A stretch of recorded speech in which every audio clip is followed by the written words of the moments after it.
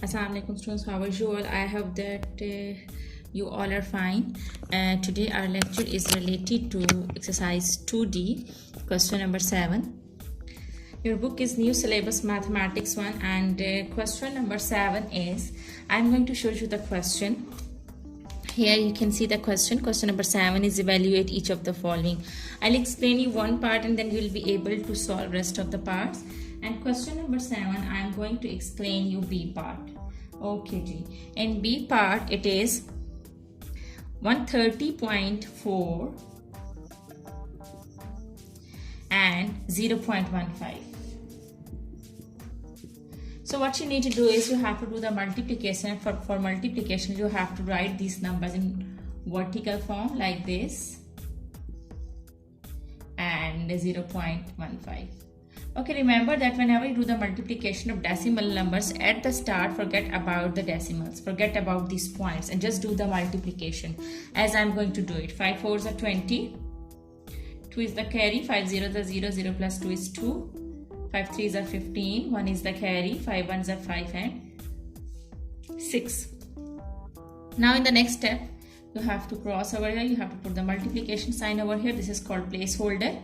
And now multiply with 1. 1 4s are 4, 1 0s are 0, 1 3s are 3, 1 1s are 1.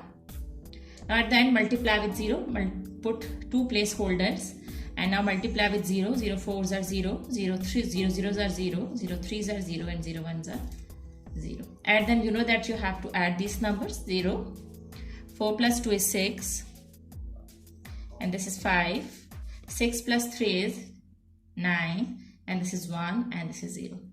Now at the end you have to put the decimal in the answer. How would you put the decimal? What you need to do is you have to count the numbers which are after decimal. Here put the fingers over here and you can see that the numbers which are after decimals are 3. 1, 2, 3. So in the answer you have to put the decimal after 3 numbers. But remember that you have to count the numbers from the right hand side. 1, 2, 3. Now I'll put the decimal over here.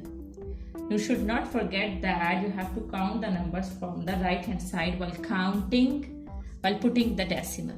So your answer is, there is no value of 0 at the start. So your answer is 19.560. I hope that this is clear to you. Now let's come to question number 8. I'm going to explain you B part. Question number 8 is find the value of the following. Here the division is given, division of decimal numbers are given. Okay, G. I'm going to explain you B part and B part is 1.32 divided by 0.12 divided by 0.12. Now how would you divide it? First write in the form of division like this. Remember that whenever you do the division of decimal numbers, you just don't need decimal in the denominators. You have to remove this decimal from the denominator. And how would you remove it? You can move it to the end because there is no value of decimal at the end. So it will become 12.0.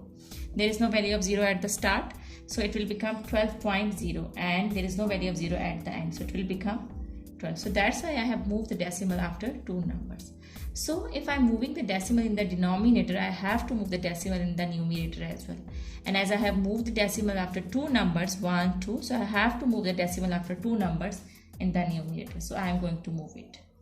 So here, there is no value of 0 at the end. There is no value of decimal at the end. So it has become 132. And the denominator, it has become 12. So when you will divide it, as I'm going to divide it 132 with 12, 12 ones are 12 and again we are having 12. 12 ones are 12. So your answer is 11. This is your answer.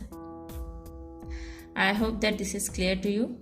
Now let's move forward to question number 9.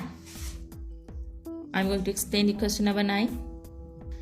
I'm going to explain you B part of question number 9 and B part is 2.8 plus minus 1.5. Alright. Now what you need to do is you have to multiply the two signs which are coming together. So write 2.8 as it is. Plus minus is minus 1.5.